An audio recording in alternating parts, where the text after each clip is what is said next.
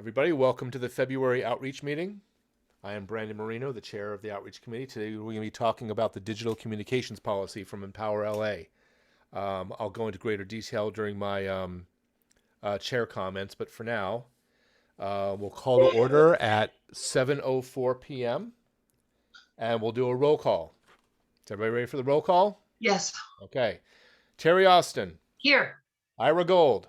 Here. Julie Houlihan. Julie's here. Here. Sherry Kessel, I see her. She's right there. Brandon Marino, of course, I'm here, and Karen is excused because she's got a ton of work. Going to the agenda item 2, the approval of the January 6 minutes. I emailed them to you on January 31st. If there are no objections to those minutes, they will pass without objection. Does anybody have an objection to the minutes that I sent out January 31st? Anybody? Okay. They are approved without objection. So far, so good. Let's get on to, let me put this right here.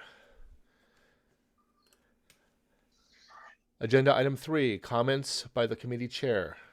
I have my notes right here. Welcome Ira Gold to the outreach committee. Thank you. Ira is Ira's here, so I'm not the only man on the committee. I feel just the way it is. Doug had things to do. He was too busy with his stuff. So Ira has always fantastic points to make, and he's pretty on point with a lot of his comments. So it is an honor to have Ira here. Thank you. Welcome. Thanks, Brandon.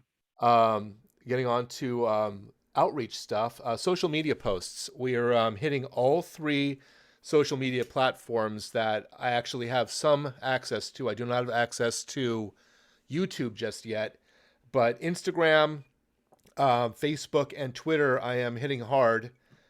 Not a lot of results, but I did sneak into this Sherman Oaks Neighborhood Council outreach meeting, and they're having the same thing. Not a lot of feedback on their posts.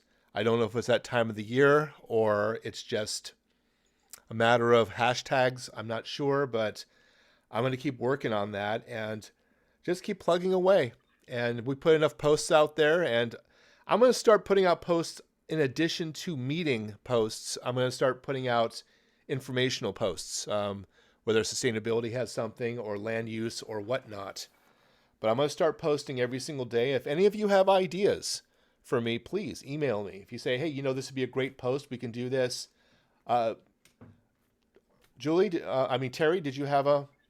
Yeah, I was just going to say, with the post, the physical post that you sent us, I went to the library at Moore Park in Whitsett, and the nice head librarian there, Veronica, was only too happy to post and really wants to be kept in the loop, and That's told fantastic. me she would introduce me to other librarians in the area. They're poor thing, they're lonely in there. They've been closed for a long time. Thank you for that. They're only open from 12 to 5 right now. Oh, And boy. they have a book club that's Zoom. Okay. Bring your own Chardonnay, drink at home in a coffee cup. But they have a book club, and they're starting up their programs again. But she said, oh yeah, so anyway, she was really nice. And then I went to some shops, individual shops on Tahunga, where Aroma Coffee is and around there. What I noticed is that everybody has very streamlined, goddamn the 1950s, very sparse sort of thing. Yeah. People don't have message boards as often as they used to. So when I saw people had help wanted, which almost everyone does in their window, I said, would you put it right below that? Because you've already got something in your window and maybe it won't be obtrusive. And so I had some people who took this and said that they would, and I'll go back next week and see if they did or not. But some just small business places, a lot of coffee places. I was trying to think of places where people linger. And I wondered, do you think it's okay to go to the post office and ask them? I don't know. A post office is a government building, so I'm not sure if they would actually do it, but it's worth an ask.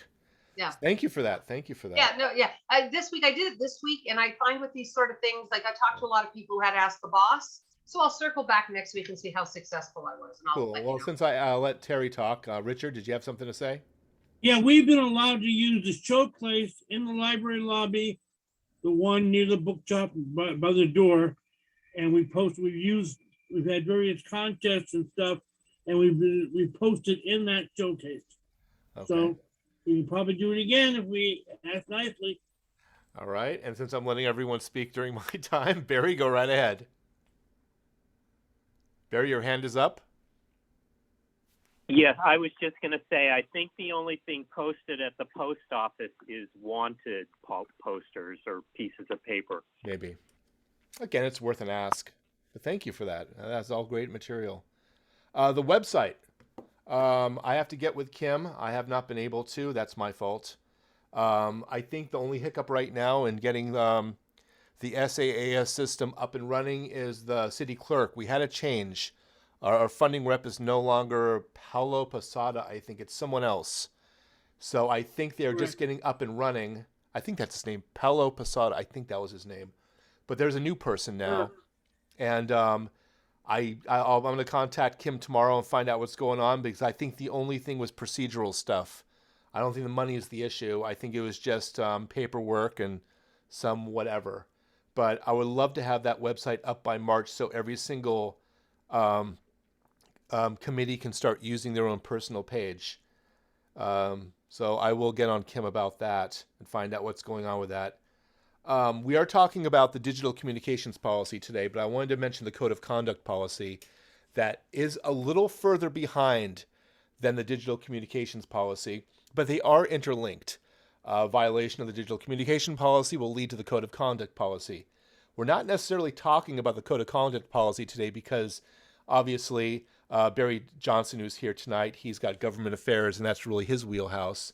And Randall, who stepped away for a moment but said he would be back, of course, he's the president and that's his wheelhouse.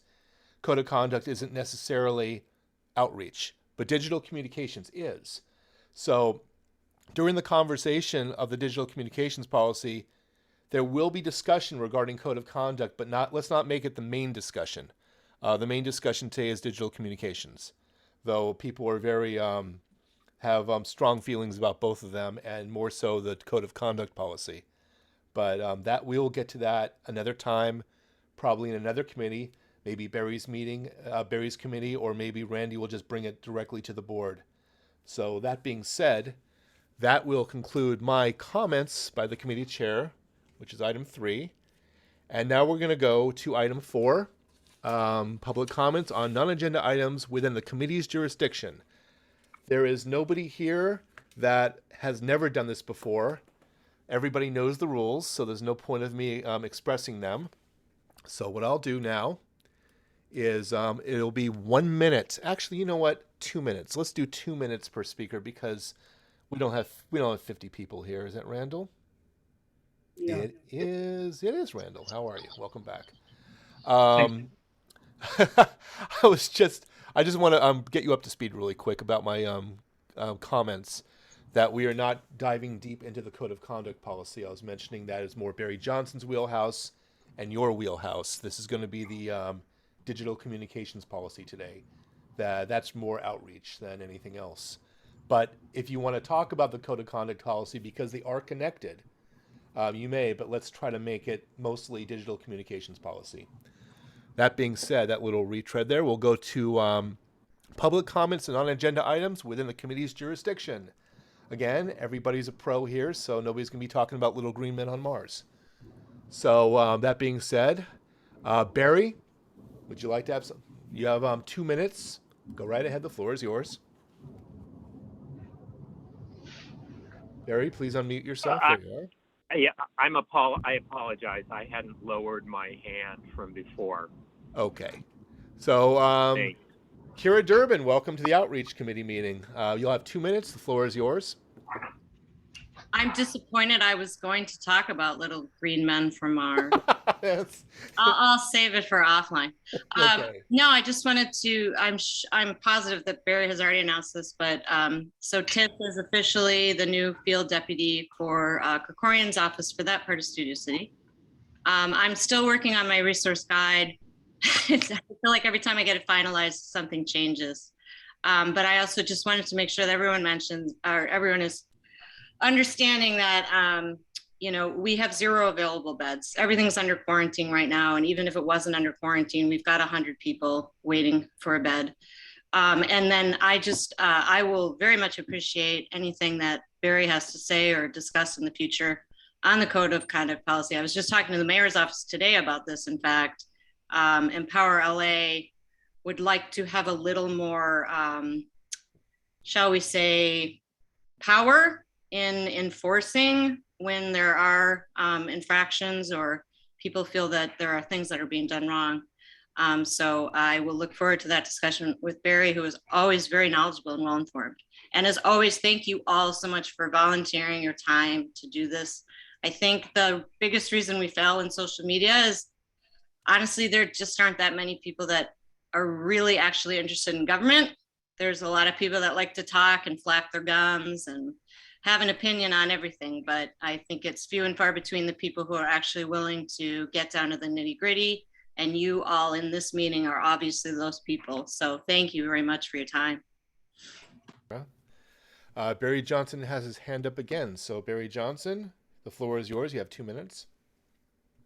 Yes, thank you for the kind words. And I just was going to mention something that I forgot to mention, and that is I was at the PRB meeting for the Ventura Cahuenga specific plan today that Lisa Karajian and Lisa Sarkin are board members of that. But the planning department showed a graph of the outreach for the specific plan survey that has been put out to all the neighborhoods, all the communities along the 17 miles.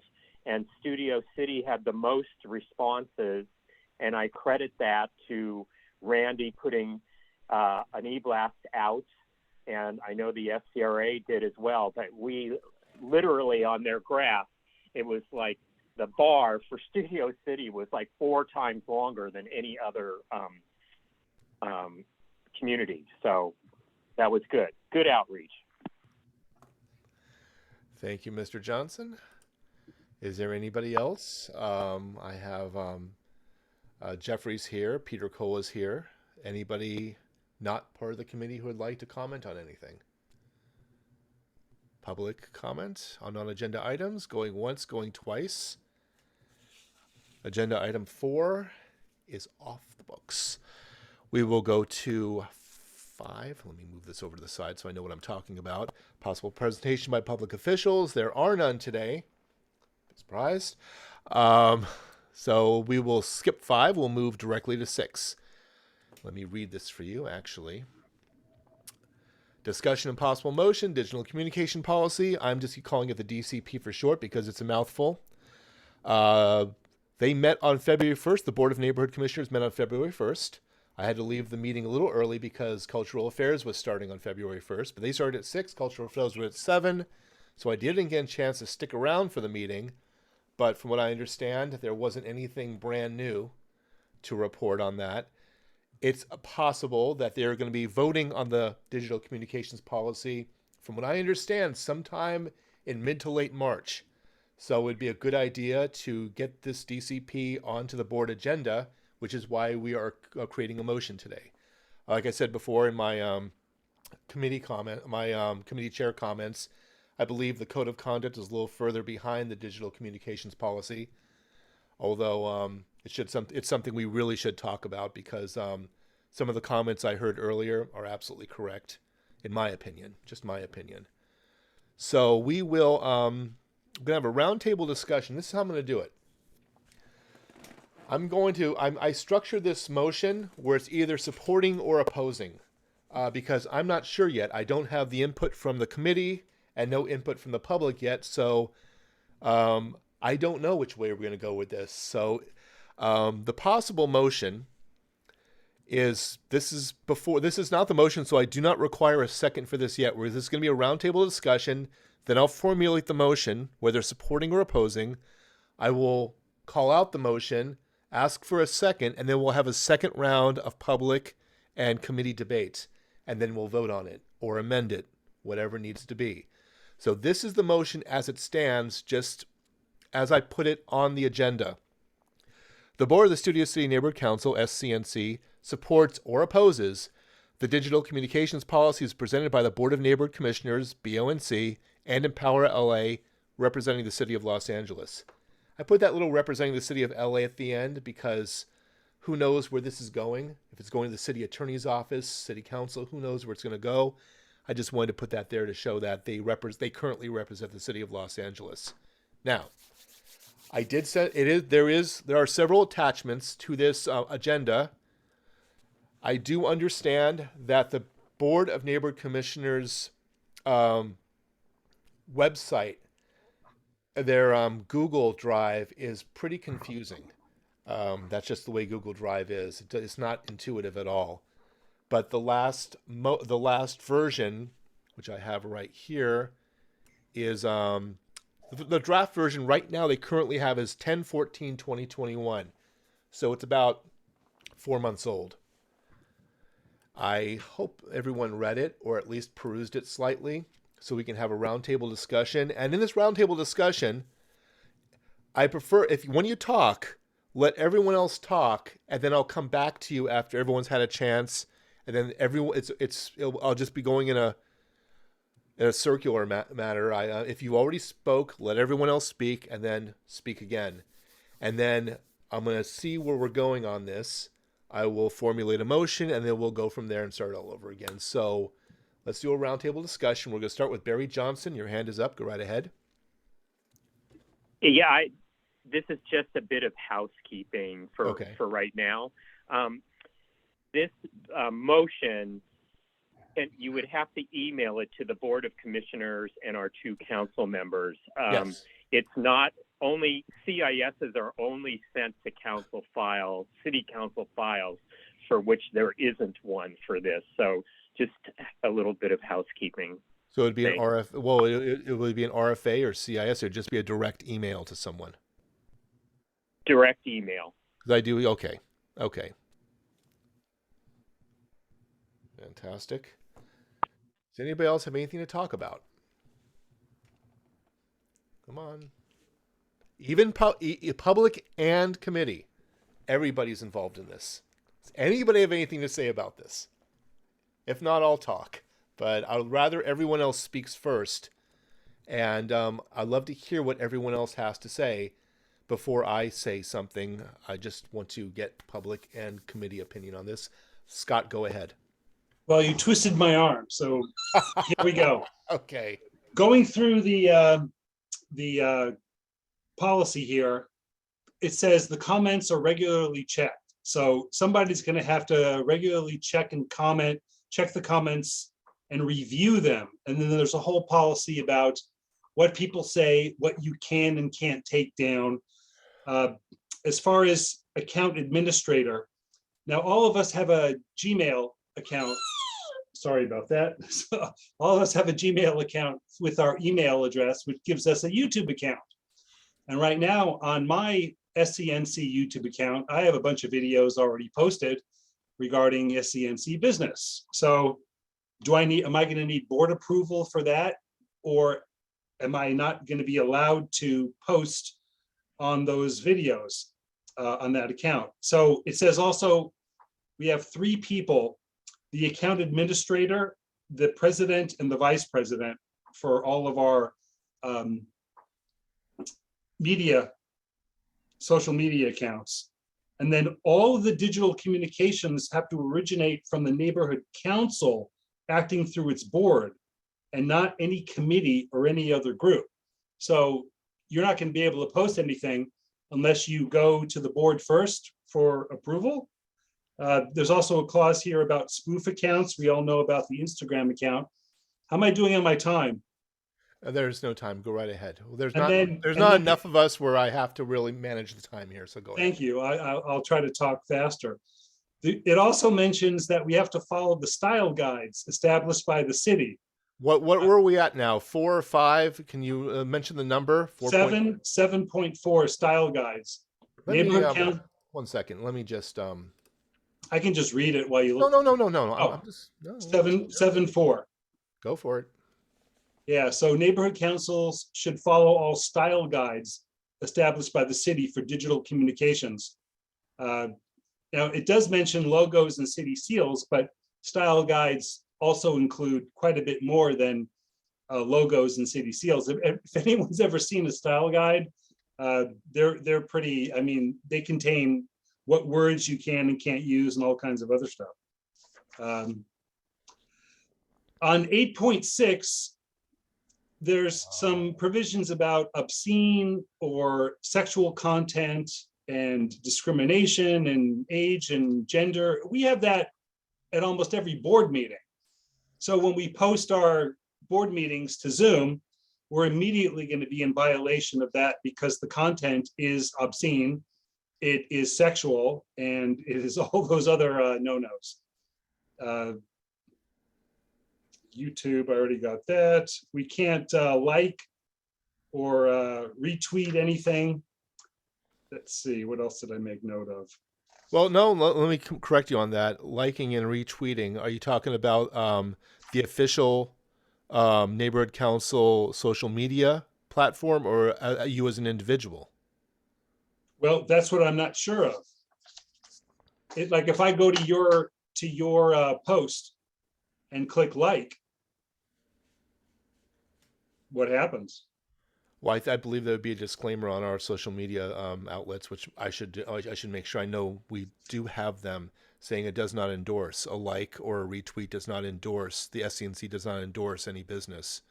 So there is a disclaimer here.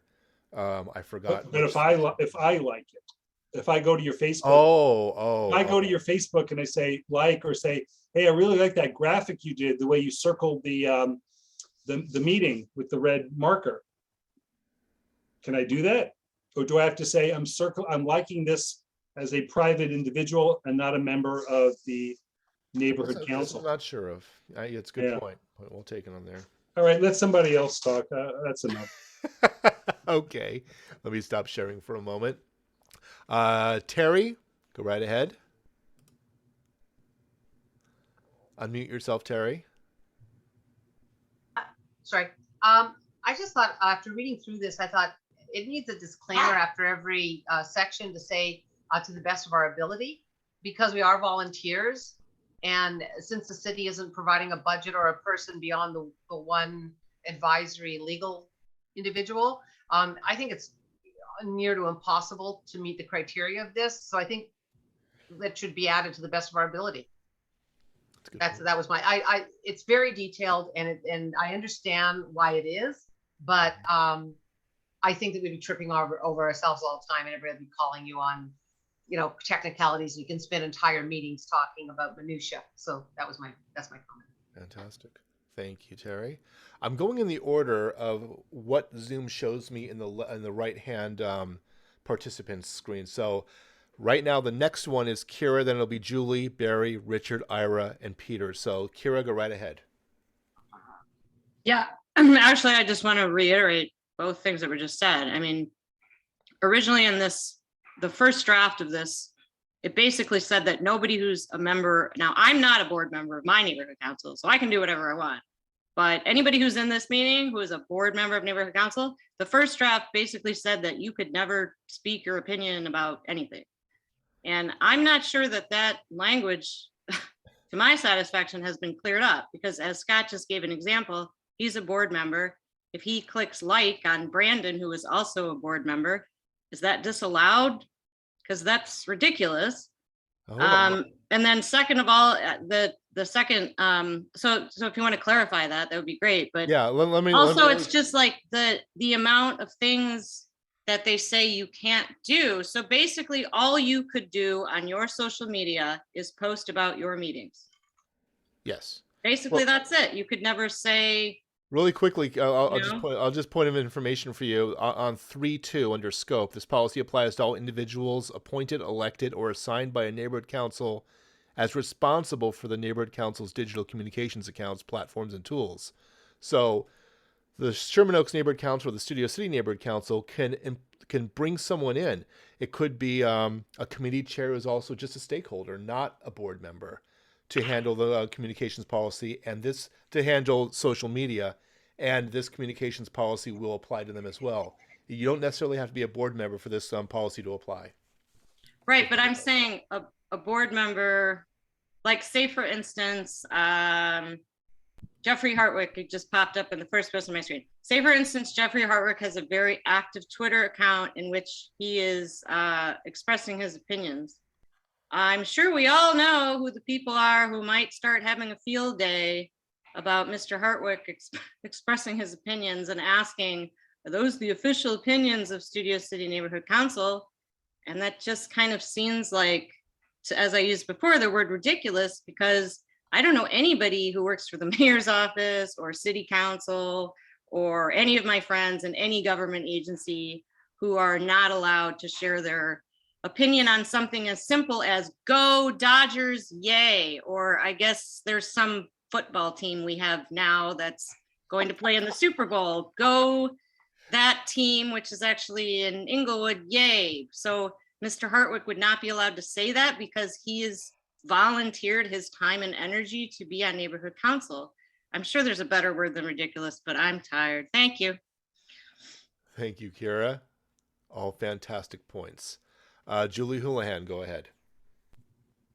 Yes, I think everybody's had some great points so far about how they tie our hands of having any personality or any thoughts of our own whatsoever.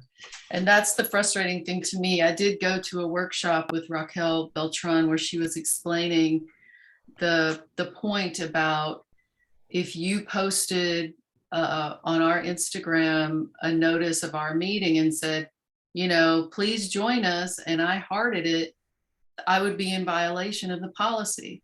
I think that's just ass backwards. You know, why wouldn't you want your board members to support that and say, yeah, come on down? It's overreaching a lot of the policies. I wanted to suggest, if you guys agree, that maybe we should go through this policy sort of at least number by number. There's sub numbers under it, but kind of following Scott through all his points was very quick and hard to follow. So maybe if we could take it a chunk at a time, that might be helpful. Yeah, let me get through all the hands up right now. Let me go through the list, and then once that's done, I will screen share the DCP and we'll go over it super quick. Great. So a lot of people have their hands up right now, so I'd like to include them first before I do that. Go ahead, Julie. Keep going, Julie. My last question was the attachment A at the bottom.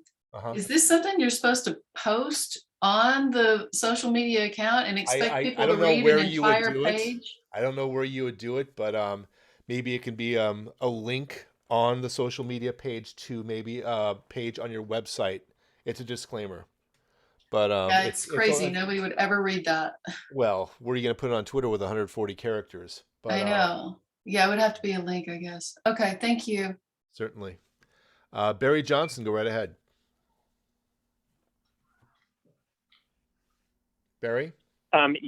Yeah, I was just going to say Scott and all the others have raised a lot of good questions that I don't think are going to be answered. I mean, they need answers from the city, someone that's developing this policy.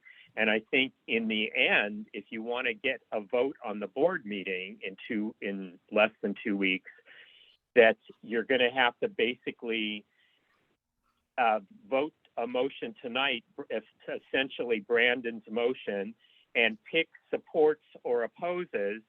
And then at the board meeting, you're going to have to amend it based on answers that you get and amend it for supports or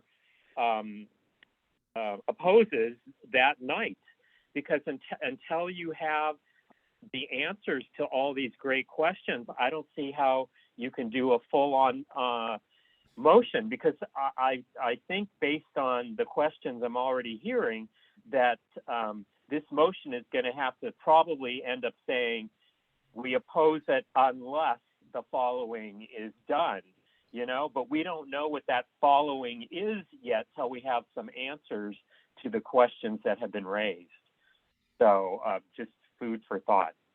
Yeah, just a really quick before I move on to Richard. They've been doing this for quite a while now. I believe they're on 2 years. I think this began right before the pandemic, if I'm not mistaken, maybe even sooner. And there have been incremental improvements to the DCP, but at this moment, it appears they're pretty locked into this version of it. I don't think there's going to be any more changes. Absolutely no more changes between this meeting and the board meeting. So going down with corrections here and here, we can say opposed as it's currently written, or it's as it's currently presented, the 10/14/2021 version. But there's a lot going on, and I don't think Randy wants an outreach meeting agenda lasting 3 hours. So it's going to have to be support or oppose the current version of it, and hope the Board of Neighborhood Commissioners decide to make some wholesale changes to it. So that's my. But on the night of the board meeting, you could also add in, say, why you opposed it. If anybody that's raised their questions tonight either feeds them to you, Brandon, and you get the answers, or they get them on their own and feed them into you. But I mean, that's going to make the motion for the board a lot more concise to what you all want for this. Well, I'm taking notes, so I'll have a presentation ready. So let me get on to. Thank you for that, Barry. All great points. As always, you're very intelligent when it comes to seeing exactly what needs to be done. I appreciate that a lot. Richard, go right ahead. Richard Niederberg. Yes, thank you. In the past, we've had our board meetings go online. Thank you to Peter Cole, that we'll talk in a few minutes. Because it was in content from the public, obviously, which may not follow the rule that we're supposed to be covering. But we are technically the publisher of what's going on there. How can we let people have freedom of speech? Not the board, the people at the meetings, and still be able to be responsible for something they say, but we don't know what they're going to say, but we're still the publishers. So I think it's a problem there, even though we're not talking about it and directly, and Peter Cole is actually getting it on the air. How do we control the freedom of speech of the public and still comply with the rules? Thank you. Thank you, Richard. Yeah, exactly. Especially when our Zoom meetings are being published on YouTube, correct? And it was interesting. The digital communication policy does not mention Zoom at all. Again, this policy, I think, began well before the pandemic, and Zoom wasn't even an option at the time. It was never really considered anything that we'd be doing. But again, this is the digital communications policy, not the social media policy. So I would think that it would handle all digital communications, including Zoom. So spot on that comment. Ira Gold, go right ahead. Great, thank you. So I think just overall, I'll echo some of the opinions. I think it's unnecessarily long-winded, which is, it's kind of par for the course, right? But I think it's unnecessarily long-winded. It's definitely overreaching, and it opens the door to lots of liability issues for us. I think I have just maybe two general suggestions. I think this should be made more succinct and digestible. Look, if we were all professional public figures, career politicians, this is the norm. And it's not as formal as that would be, but it's really long-winded, much like my comment. So I would say make it more succinct, digestible. Also realize that neighborhood council members are dedicated volunteers with careers that might necessitate us, using. Look, I for my career, I have to like a lot of things on Instagram. I just have to get my name out there. So I don't want to like something that's related to the neighborhood council and fear that I'm going to have some kind of repercussion, or someone's going to feel that just because my business account likes something on the neighborhood council, and because I'm a board member, that I represent the board, my opinion represents the board. I think that's preposterous. I think there should be the only voice that should ideally be considered the voice of the council. I'm talking about via social media, Brandon, are your posts on our official social media channels. And those are the only posts I feel that should be expected to echo the voice of the council. That's it. Thanks. Okay. Thank you. Thank you for that. Peter Cole, go right ahead. Hi there. I found this little tidbit on the Dunn website somewhere that says a neighborhood council is a governmental or non-governmental body whose purpose is to promote citizen participation in local government. I failed to see how any more draconian rules coming from above serve that goal. So I think you should all just say thumbs down on all of this and go have dinner. Anyway, thanks. Thank you, Peter. Mr. Freed, go right ahead. Hello, hello. So kind of piggybacking on what Peter just said, I think that's one of my biggest issues, one of two big issues. One is that per this policy, it gives an extraordinarily narrow lens and limited view of the NC purpose. So the policy states, as they're proposing, proper use for neighborhood council's website, social media, or newsletters reports is the promotion of neighborhood council membership and attendance at meetings and promotion of approved and authorized neighborhood council events. Whereas the actual chartered purpose of neighborhood councils, which is exactly what Peter said, is to promote more citizen participation in government and make government more responsive to local needs. Further, it also says that the purpose of neighborhood councils is to monitor the delivery of city services. And so, similar to other neighborhood councils who have voiced and sent their letters to Bonk, it's like, okay, so you only want us to promote ourselves, and it's stifling our ability to critique and say, hey, these services are not being, LADOT is not doing X, or the mayor's office is not doing Y, or a council member is not doing this. So I think I agree that should be an automatic thumbs down. I mean, we've already seen in the past when our neighborhood council has tried to work on issues that were related to the park and ride, and we joined a number of other community organizations around Studio City. People were saying, well, you're only a neighborhood council, you shouldn't be reaching out or speaking to county officials, even though they regularly speak to us. So I think it's overreach. I think it's trying to stifle our speech, similar to how the notion that every single post has to come before the board for a vote, in my estimation, effectively is the Bonk's way of completely shutting down our ability to broadcast and promote. Which goes to some people who have said that, there are elements in the city that want the neighborhood council system to kind of die off.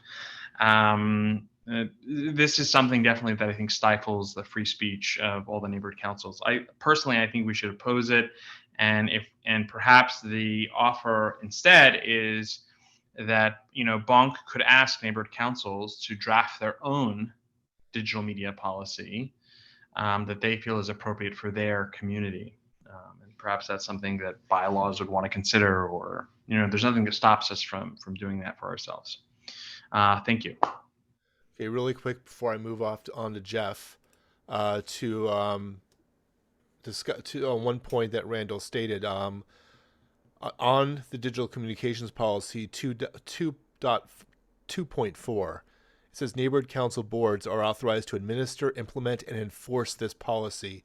In addition, the Department of Empowerment LA is authorized to create rules, regulations, forms, or guidelines to administer, implement, and enforce this policy. That doesn't make any sense. We're enforcing the policy, and then Empower LA is enforcing the policy. Who's in charge? So I think that's kind of piggybacking what Randall said, where it doesn't. It still seems like very much a work in progress, and it doesn't seem they have a firm grasp of what's going on here. Again, that's just my opinion only. Jeffrey Hartwick, go right ahead. Yeah, I'll echo what Randy just said.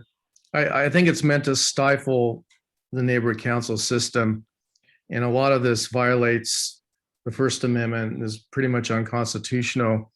Scott made a good point about 8.6 about you can't publish obscenity, things that foster discrimination.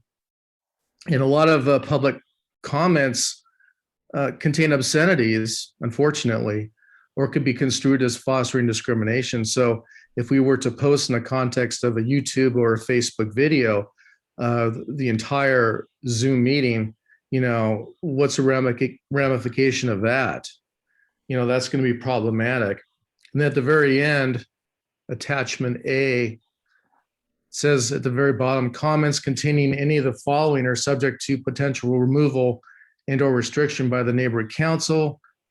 Off-topic comments, including comments outside the jurisdiction of the neighborhood council or unrelated to the original post. So someone could be speaking to, let's say, the Lanterman Petra Short Act and trying to get our council members to lobby our state representatives to make some reformation to that act, but it's outside the jurisdiction of the neighborhood council because it doesn't directly deal with city issues. So then what?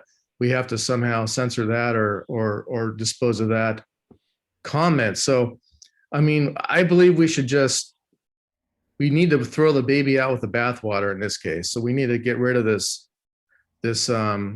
terrible act or policy. We just can't have this. So I would oppose it unless it's substantially rewritten.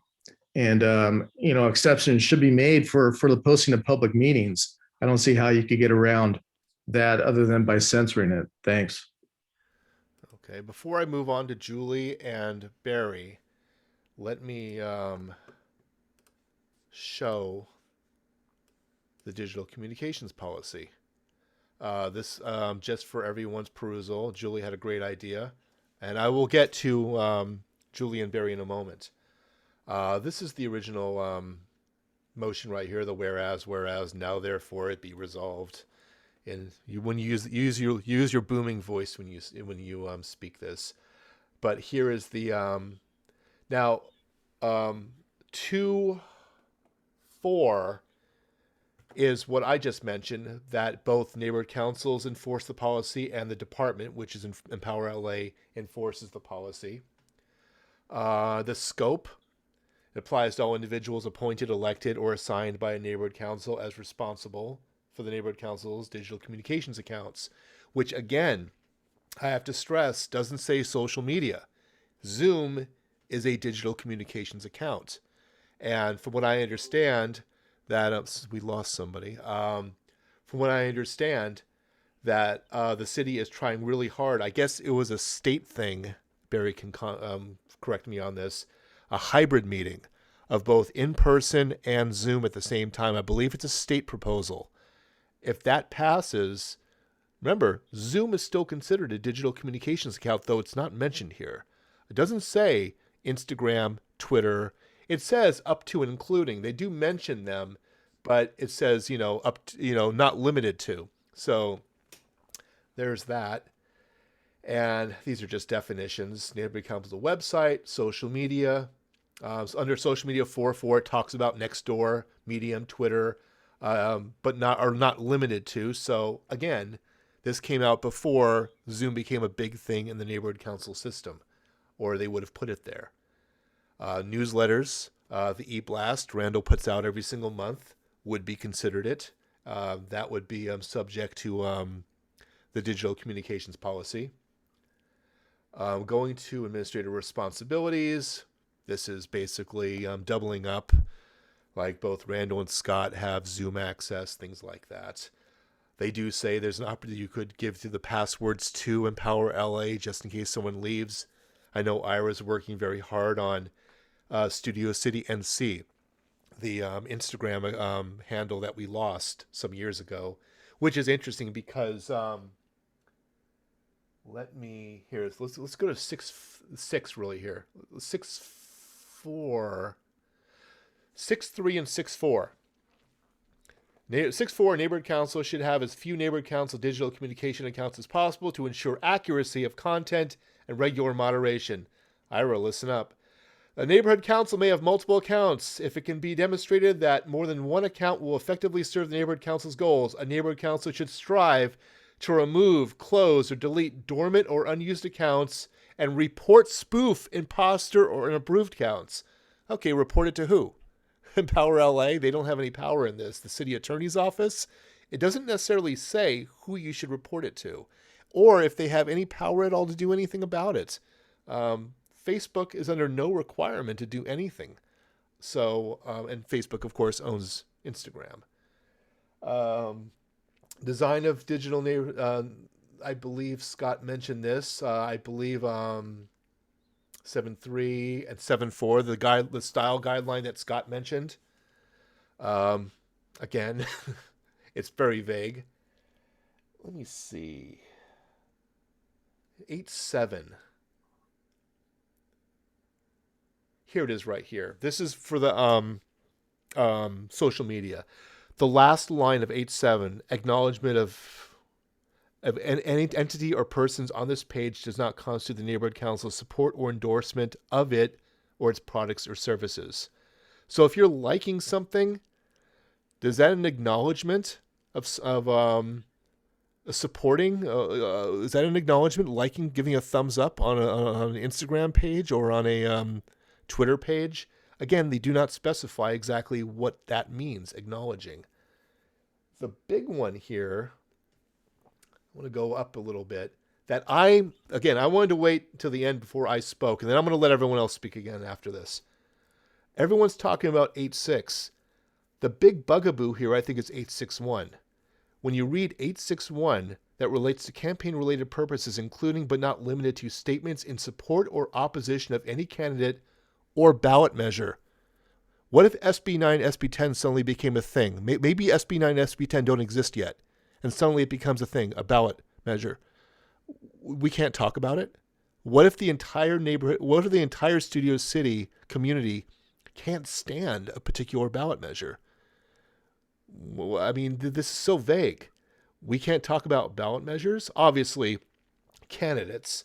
You know, if Nithya Raman in 2024 is going up against, Nazarian or whoever's going to go up against her, we can't pick a side, obviously. But when it comes to ballot measures, I think some people have strong opinions about ballot measures. The community has a strong opinion, and we're prohibited. The neighborhood council may not, on its neighborhood council digital communications, publish any content. Now, keep in mind, it was mentioned a couple times before, our Zoom meetings are uploaded to YouTube, which they consider a social media platform. So if we're expressing our opinion about a ballot measure, and then we publish that Zoom meeting, the board meeting, to YouTube, are we automatically in violation? That doesn't make any sense to me. There's a lot of other things that we'll go over. We can go over, but for the sake of time, this is all comments made by members of the public. They do mention this, but again, it's strange that it appears that I don't want to say they're stifling our speech. I don't want to go that far, but it appears what they're trying to do is they waited and waited and waited. Neighborhood councils have been in existence for over 20 years. And social media, if you begin with, say, Facebook, there was MySpace before and a few other things, but Facebook was the beginning of the modern era of social media.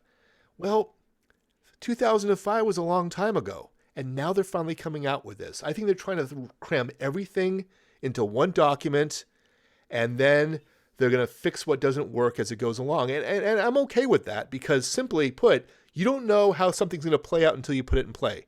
Until you put it out there and begin making changes to it over and over. That's fine if I can rely on the Board of the Neighborhood Commissioners to make these adjustments, but considering this is from 10/14/2021, they don't make changes very often. So that's my big concern about this. We'll go back to hands. Julie Houlihan, go ahead. Unmute. I have a procedural question, Go for it. which is assuming that there's enough reasons here not to like this policy and we oppose it. What happens if all the neighborhood councils say we oppose? Can they still pass it? implement it?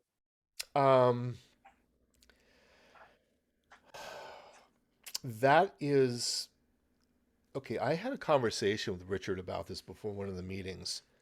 This is my personal opinion, and I don't know if it's. This is what I think. And again, I'm not speaking for the board. I'm speaking on behalf of myself here. I think. I don't think, even if the digital communication policy passes, they can't enforce it. I don't think code of conduct will pass. I think it'll fail miserably. And even if they try to pass it, it'll be challenged in court. Because the very nature of both these policies, they're trying to say we are representatives of the city and we must act accordingly, but at the same time call us volunteers. We're not. For over 20 years, we've had to be a part of a city election, take an oath of office, complete all mandatory training, and be subservient to state laws like 1090 and 1091, conflict of interest. That's not a volunteer. That's an elected representative of the city or community or whatever you want to call it. Now, my main problem with the code of conduct policy is that it allows the appointed to discipline the elected. Raquel Beltran's appointed by Mayor Garcetti. Board of Neighborhood Commissioners are appointed by the mayor. And Power LA are all employees. Now, if we're deemed elected, then it follows a very certain set of guidelines: censure, board vote, public input, recall. I was doing some research on this, and 2 neighborhood council systems in Honolulu and the District of Columbia, they don't call it neighborhood councils in District of Columbia, they call it advisory commissions, I think, if I'm not mistaken. In Honolulu, you can be recalled by the public if you are a neighborhood council board member. They can start a recall campaign against you because you're elected. And in the District of Columbia, they consider board members or advisory council members elected representatives. So that's the big if here. They're saying, well, the city charter doesn't recognize us as elected officials, but has the precedent already been set through the process of becoming a board member? That's the question. Now, there's some attorneys here that can probably speak to this, but do their actions speak louder than their words? Now, if there is no code of conduct, there is no way to not regulate the digital communications policy, but enforce it. How do they enforce it? So it's an interesting situation here where I don't think they can enforce it. I really don't. It's very odd that nobody's brought up the LA City Charter yet. I know it takes a while to, it takes kind of an effort to amend the city charter. The California Constitution states that there must be a ballot measure to vote for an amendment to the city charter. But again, who knows? I'm not an attorney and I'm not a politician. So I haven't done much of a deep dive into this, but it's iffy. And when you go onto the Bonk website and you look at all the neighborhood councils that have sent a community impact statement or whatever they're calling it, the vast majority of them are against it, except maybe Harbor, I think, is for it for whatever reason. But code of conduct is showing no love in the neighborhood council system. So to answer your question, this was a long answer. The short answer, it'll probably go to court. That's my guess. That being said, we'll go to Barry Johnson. Go ahead. Barry, your hand is up.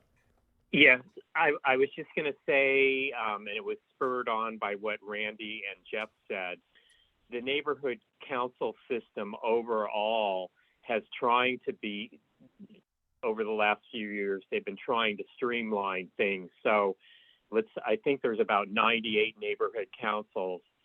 They want elections to be the same. They want this to be the same, and they don't want to go there for having, 98 different digital guidelines. So, I appreciate those comments, but I don't think that's where they're going right now, and I don't know that can be changed. That they want to consolidate and have one set of rules for all these different things for all 98 neighborhood councils. Thanks. Thank you, Barry. Peter, go right ahead. I didn't read this policy and because I have little interest for it. But anyway, the thing that interests me is making meetings publicly available. So under these new rules, if there was a meeting that was spicy, as we've had a few of them, then the neighborhood council would be prevented from posting it, I assume. That's a question, right? Possibly, right? If it's posted on YouTube, there are questions about that, yes. Okay, but it's a Brown Act meeting, so I could easily record the meeting on my end and create a whole YouTube channel of Studio City Neighborhood Council meetings, and there's nothing they could do, right? Yes, I believe so. Pointless. Because under the Brown Act, you're allowed to record. Yeah. Right. So it's another. This you said you don't think they want to curtail free speech. I agree. They want to shut it down totally. Come on. Anyway. I give people the benefit of the doubt. All right. Okay. Jeffrey Hartwick, go ahead. Yes, Brandon. Could you put up on share screen the policy and go down to 14.1? Yes, of course. There we go. Okay, so putting my lawyer hat on, there is a way to enforce this. It says this policy does not supersede and is to be read in conjunction with other city policies, blah, blah, blah, blah.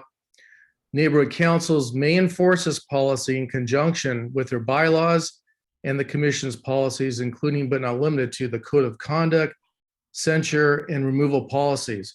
So what they could do is they could say, aha, so-and-so board member said something spicy at a meeting.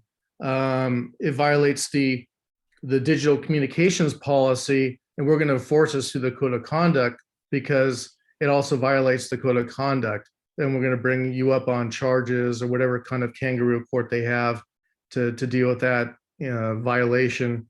And I believe Beltran is the judge and jury on that. So that's a way to enforce it because it references different rules, and those rules can enforce the digital communications policy. Thanks. That's a good point. Thank you. Scott Mandel, go ahead. Hi, thanks, Brandon. I just wanted to say back on 6.3, hold on. Randy's email blasts, he can't do those anymore if this passes, because all digital communications shall originate from the neighborhood council acting through its board. So again, I just want to hammer home, nobody can say anything unless it goes to the board first, all the digital communications. And secondly, I think this whole digital communications policy should be completely scrapped, and our digital communications policy should simply comply with the ethics and the code of conduct. And as far as anything else, I think they should just pound sand. By the way, they're in deep doo-doo.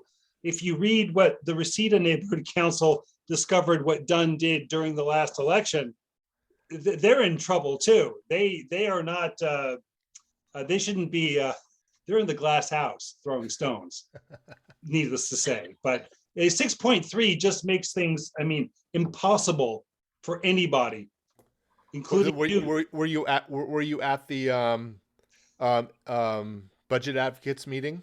No, I didn't. Brandon Penders, because I think he was mentioning something about asking Raquel Beltran what happened to, I guess they were something about the election and neighborhood councils who weren't currently having an election that year. Something. Mr. Pender said something during the meeting. So yeah, they got some questions to answer. Just say we oppose this because it's a big hot mess. Okay. Thank you. Sounds good. So let me go to the motion and let me read it out. It appears that there's a consensus to oppose it. Barry mentioned that there is no CIS. It'll just be an email directly to board neighborhood commissioners, Councilmember Nithya Raman, Councilmember Paul Krikorian, which, just on a side note, I find humor that everyone's saying her name before his name. Maybe N starts with before P. I don't know why, but I think that's kind of funny. This is how I'm going to write it. The board of the Studio City Neighborhood Council, SCNC, opposes the digital communications policy as presented.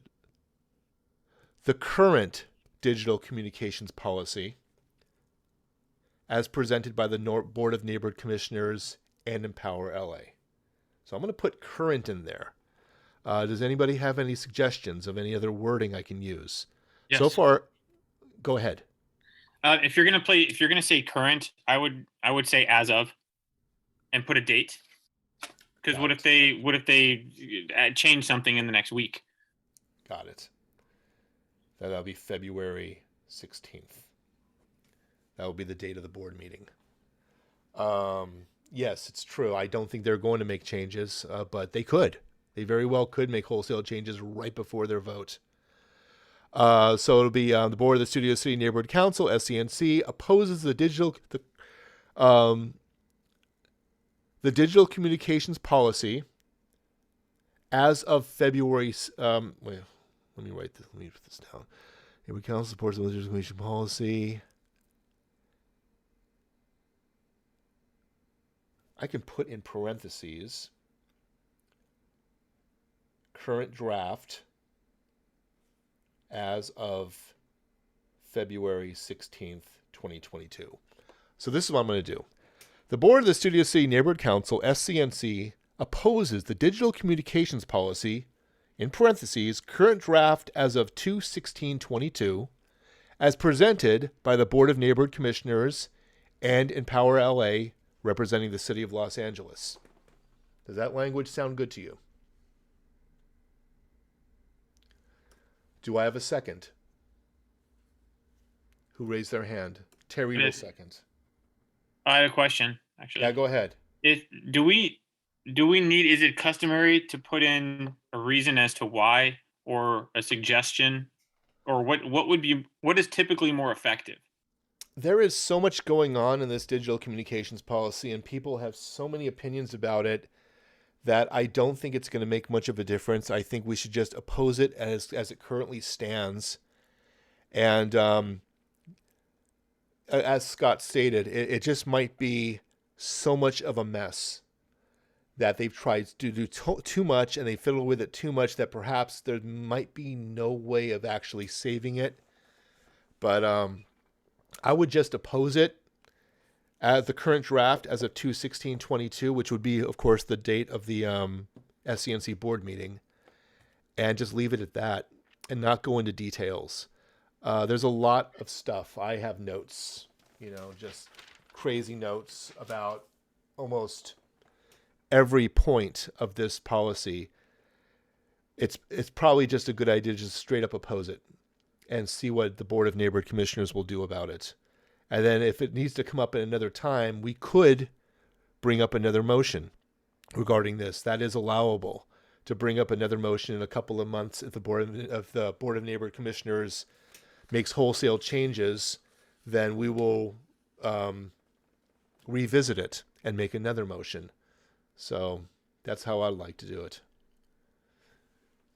So I have Terry seconding it. And now what I'm going to do here is, like I said before, now that we have the motion, now we'll go to public and committee comments, if there are any, regarding this motion, which is the Board of the Studio City Neighborhood Council, SCNC, opposes the digital communications policy, parentheses, current draft as of 2/16/22, as presented by the Board of Neighborhood Commissioners, BONC, and Empower LA, representing the city of Los Angeles.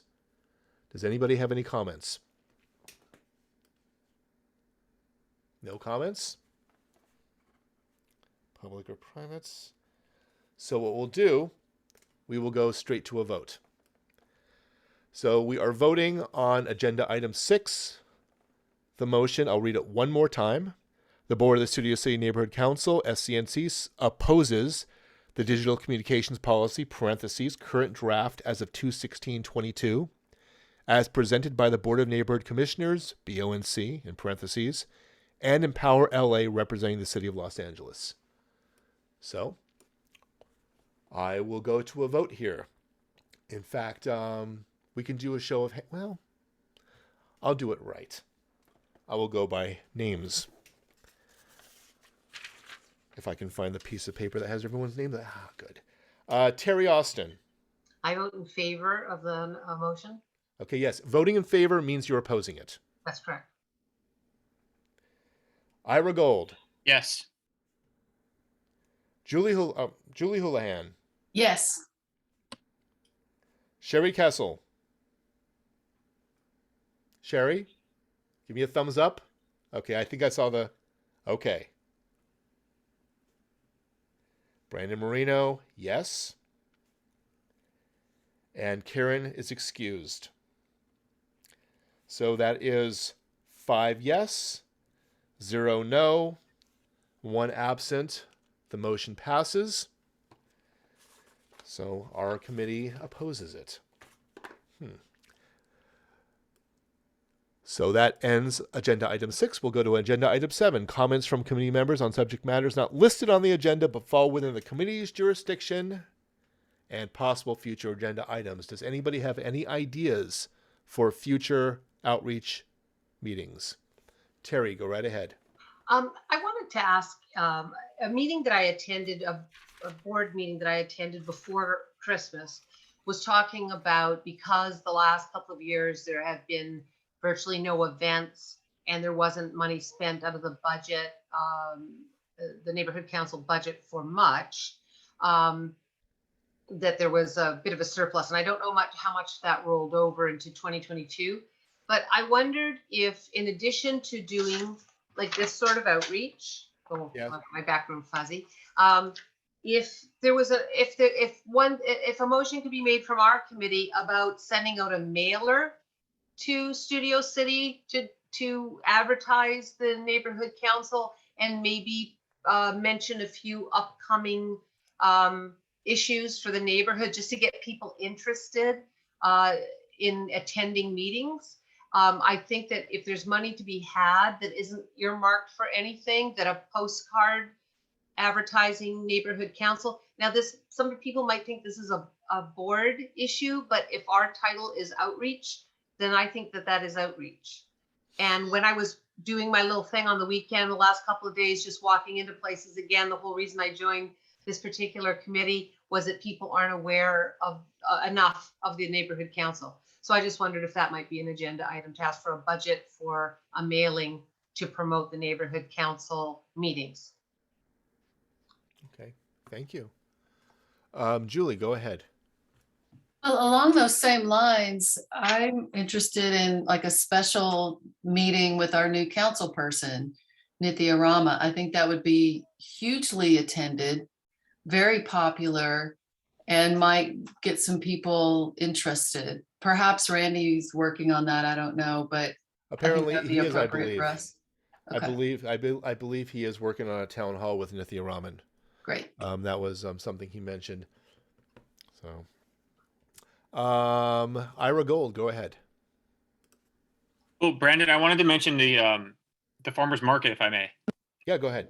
Cool. So I talked to the head of the person who runs the farmers market. Her name is Esther, and she was. I wanted to see if we could get a booth. So we can get a booth twice a year, and anything beyond that, we can get another, and it's free for us. We can get other additional booths at one per farmers market, as long as there's space. So beyond those two that they pretty much guarantee us, we can get more. I think that if we can start mentioning through these, maybe our social media, or maybe if we decide to do those mailers that Terry was suggesting, we can start mentioning certain things that people can write to us about. Brandon, I know you and I kind of discussed things like that graffiti removal. Now, we don't directly do anything like that. However, we can act as an intermediary if they've already gone to the city. And I know Richard Niederberg, he had mentioned he doesn't want people to be reliant. I believe it was Richard. Richard, if it wasn't you, I apologize. He didn't want people to be reliant on us to, or you know what, maybe that was Barry. It was either Richard or Barry, but they didn't want the people to be reliant on us to do things for them that they can just go out and do themselves. However, it was Barry. it was Barry. Okay, so I feel, I mean, that's a great point, and I feel like we can let people know that, hey, if you're having issues with the city and maybe the city's backed up and doing whatever they're doing and you're not hearing from them, you can contact the council and we can attempt, you know, we're not making any guarantees, but we can attempt to interject on your behalf and intercede on your behalf. I think if we can do some one sheets on that, and we can even have that as the meat of what we would say at our booth at these farmers markets, I think that would be hugely beneficial to get the word out, because you know many hundreds and hundreds of people go there, and they're all, I shouldn't say all, many of them are stakeholders locally here, and they don't know who we are. So yeah, we normally, from what I understand, in the past, utilize those booths when we have an event to promote.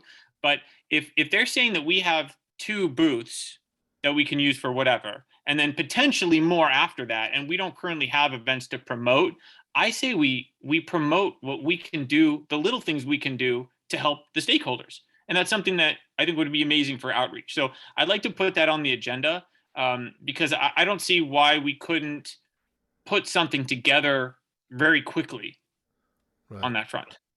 I want to go to Terry. You were speaking to Farmers Market a while back. I'd love you to work with Ira on that. You've got connections as well.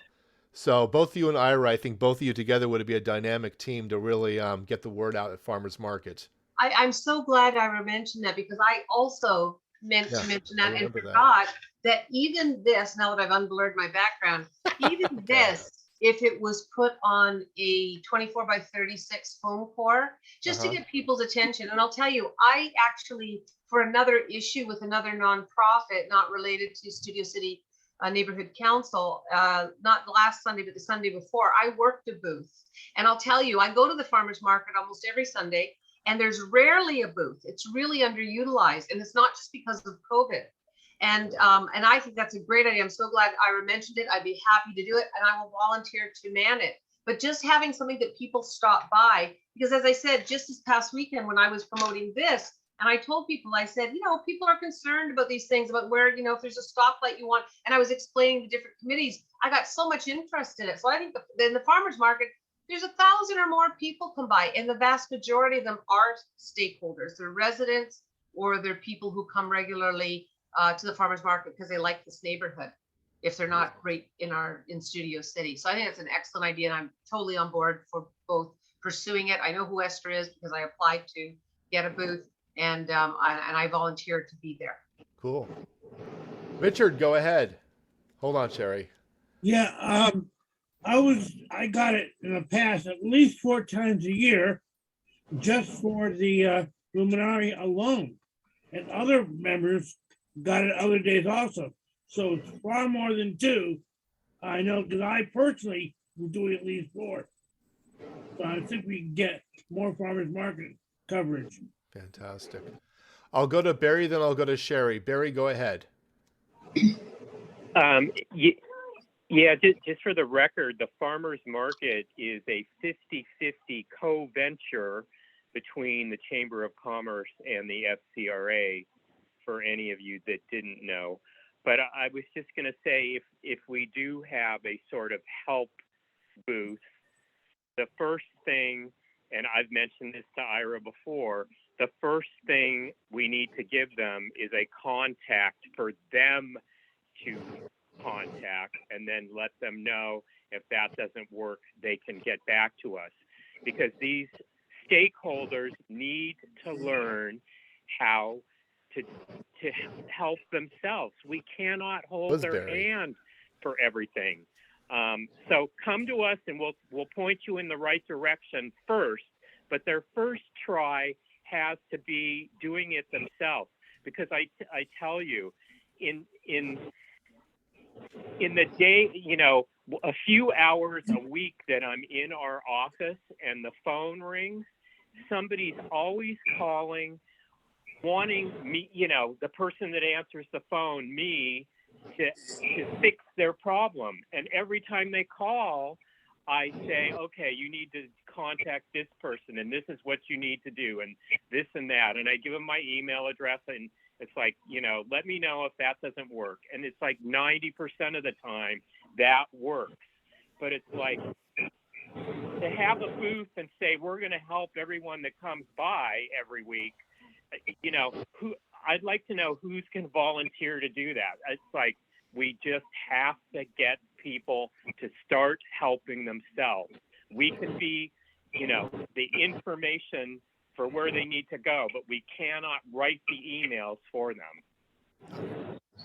All right, Sherry Kessel, go ahead, and then it'll be Jeffrey, Julie, Ira, and Terry. Go ahead, Sherry.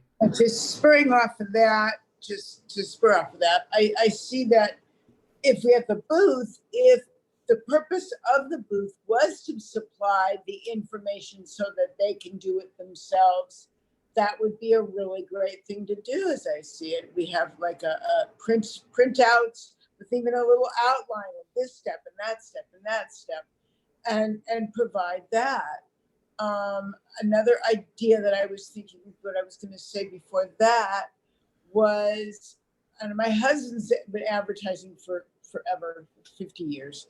And I know it's old school, but it's like maybe like a block party or a something on you know, our little Studio City main area, to get people together, I know it's COVID and all that, and we do have, I guess, stuff that goes on at the holiday time once a year, but just something to get everybody back together again, kind of thing. I don't know if that would be part of outreach. To me, it does seem like an outreach thing, but just wanted to throw that out there. Cool. Thank you, Sherry. We'll go with Jeff Hartwick. Go right ahead. I think the information pamphlet idea is a great idea. In my experiences with the homelessness issue, I think a lot of people are frustrated because they don't know where to start. Looking at the homelessness issue as an example, you could say, to report a homelessness encampment, you dial 311. If it's on, city property, if it's on Caltrans property, the freeways, and you dial this, you go through this process. Our field rep is George Placentia, for Studio City. So you have a bunch of contact information. And if people have it in like a brochure format for basic things like, public safety, homelessness, Bureau of Sanitation, if their trash isn't getting picked up in time, if there's problems with traffic lights, then transportation can have. So if we have a comprehensive kind of, it doesn't have to be that long, but just basic contact information, I think that would be very beneficial. And of course, put all our neighborhood council contacts for the different committees on there as well. So I think it would go a long way. And if we have people staffing the booth there at the farmer's market, just giving this stuff away, I think it would be very helpful. Thanks. Thank you. Yeah, I can reach out to all the various committees and say, well, give me 3 or 4 things you want people to know about the top things. And then we can put that on there, and like sustainability, homelessness, so on, government affairs, so on and so forth. Julie, go ahead. Agreed. This is what I was going to say as well, is if we do the booth at the farmer's market, it would be great to have a handout, like a useful numbers type handout, exactly what Jeff was talking about, with not only like 311, but like LA Housing Department for people that are having renter problems, if you're having renter issues, or Metro Services, like a useful numbers page.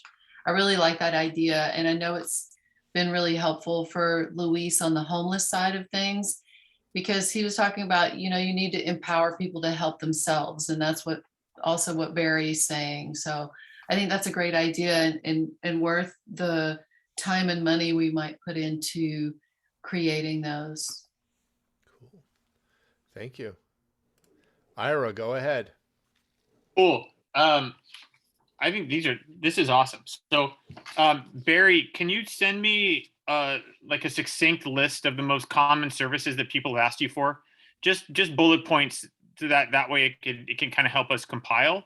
And I'm already talking with Luis about, he has that great pamphlet for that. He and I are actually talking about what he needs from the council to help, whether he needs more bodies out there or whether he needs more community members. So we actually just shared an email a little bit ago. So we're kind of fleshing that out. So I'm happy to work with Luis to see if he wants us, what he would want us to put out. I can take that on that responsibility if that's okay with you. Also, if Brandon, if you're okay, if people can email me, people that are on this call can send me an email with what numbers you'd want to see, and I could put at least a bullet pointed collection together, so that way I can kind of send to you, and then and maybe the committee next time we meet, we can kind of spitball maybe a draft of something that we, I want to avoid making this such a large project that we keep just talking about how and what and never actually get it done. But I'm happy to kind of to at least start that. So is that okay if is that okay with you, Brandon? Absolutely. Okay, cool. Absolutely. So if people want to shoot me, people that on this in this meeting, if you want to kind of shoot me, I'll ask a very bullet pointed, succinct list of things that you think you would want, numbers that you'd want to know about. Let me give you my my email. Before you do all that work, why don't we just get a few hundred copies of the booklet that I gave you a couple of months ago? That booklet from the city of LA has every last thing any stakeholder could ever need to know about contacting anything in their lives, government wise. And I think we could get 500 of them or more. I think that's a great idea. I mean, I think it's a great idea, and I think we should do that and have it on the table. I just, as a companion to that, I think it's more beneficial also to have a cheat sheet, things that are because that's a big list. And again, I agree with you. I think that's a great idea. But I think also a cheat sheet of the most common things, just so people look at it and they don't get overwhelmed by it. And then we also have this book on the table as a more comprehensive guide. Okay. Well, there could be several things, though. You don't have to have one box of one thing. You can have several boxes of several things there, and you'll have more tools at your disposal. You can use both of them. And my email address is igold@studiocityng.org. igold, IGOLD. Studio City NC. Cool. Barry, did you already make a comment? Your hand is up. Was that what you wanted to talk about? That's what I was going to say. Okay. Terry, go ahead. I had a suggestion, and then I had a question for Barry, if I could. I think that it's great. I agree with Ira and Barry that it would be wonderful to have that comprehensive book. I know what Barry's talking about, and it is a ton. There's nothing else. There's nothing that's not in that book. And I think would also be have something that's specific to Studio City, a more bullet point thing.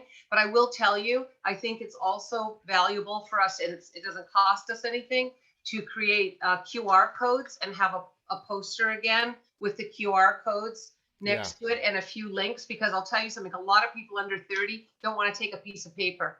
They think it's a waste, and they just aren't going to read it. So if they can QR code what they're specifically interested in, it's a way to target that audience. And it's really easy to do, to create just some links to the specific websites, like 311, the difference between the county and the city for cleaning up encampments and stuff like that. So I'd be happy to work on that with Ira. And then my question for Barry is, Barry, I didn't know that you answered the phone for SCRA. I will be calling now when I know when you're in the office, because I know how good you are about answering questions. So I will find out that day and I will target you. But my question for you is, No, not for SCRA. I'm saying like one day a week when I'm getting mail in the SCNC office on the lot. oh, Yeah, oh, yeah. I thought I had an And I'll in. just be sitting. I'll be sitting there, and the phone rings, Oh, I and I see. always answer it, and I help these people. Well, I know you know, would. So.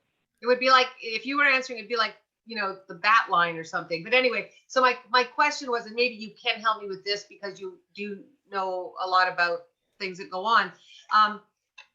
Esther, bless her heart, was not terribly responsive. I also applied for a Studio City farmers market table for another nonprofit that I volunteer with. It has nothing to do with anything else. And I never heard back, and applied twice.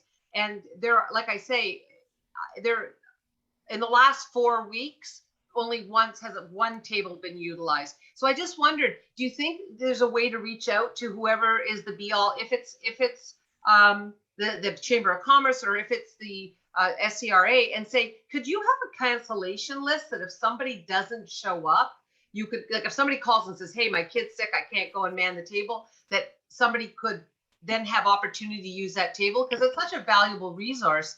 And it's more often than not, there's no table for any nonprofit. And I know it for a fact, 'cause I'm there every week. Well, SCR board member Stephen Sass is like the SCRA board member representative that attends the joint farmers market meetings between the chamber and the SCRA. So let me send you his email address. Thank you, Barry. And then you could put his request to him. Yeah, because I live 4 blocks from it. So if Your there was, request. yeah, if there was a cancellation, I could show up that morning. I've been there on a morning where there wasn't there, and asked Karen, who's the young lady at the farmers market who actually calls on the walkie-talkie for the table. And I said to her one time, I said, hey, if nobody's here, can we use it? Because we were just utilizing the city sidewalk, because that's public access. And she said, no, you can't, because whatever. So okay, thank you, I'll look into it. Richard Niederberg, go ahead. Yeah, I just wanted to say that the tables are very valuable, but we also should have staffing at our own tables. For example, there's 2 movies in the park coming up very soon. We also have, of course, later in August, we'll have National Night Out, and any other event, we should have somebody from the outreach committee there. I'll be there. For I'll our be there. mailing list. Well, considering I'm part of outreach and part of cultural affairs committee, I'll more than likely be at Movies at the Park at the booth. So at least I'm going to be there. I At just want to least. say basically, somebody be at the desk, greeting people and having a list to take down more email addresses so we can get on our, to spread the word. Thank Got you. it. Excellent. Anybody else have anything to say?